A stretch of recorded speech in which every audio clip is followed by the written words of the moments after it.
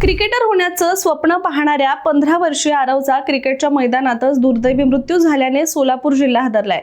सोलापूर जिल्ह्यातील बार्शी शहरातून एक हृदयद्रावक ही घटना समोर आली।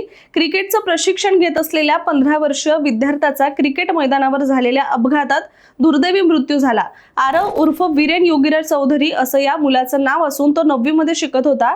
मिळालेल्या माहितीनुसार बार्शीतील शिवशक्ती मैदानावर बार्शी तालुका क्रिकेट असोसिएशनच्या वतीने क्रिकेट समर कॅम्प आयोजित करण्यात आला होता।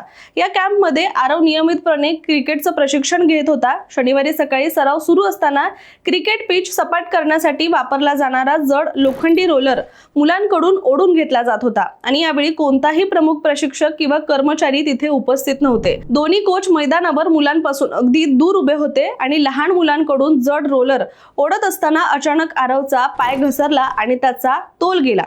मुलं रोलर ओढत असल्याने तो जड रोलर आरवच्या पायापासून थेट छातीपर्यंत अंगावरून गेला आणि यामध्ये आरवला गंभीर दुखापत सुद्धा झाली असून मोठा रक्तस्राव झालाय।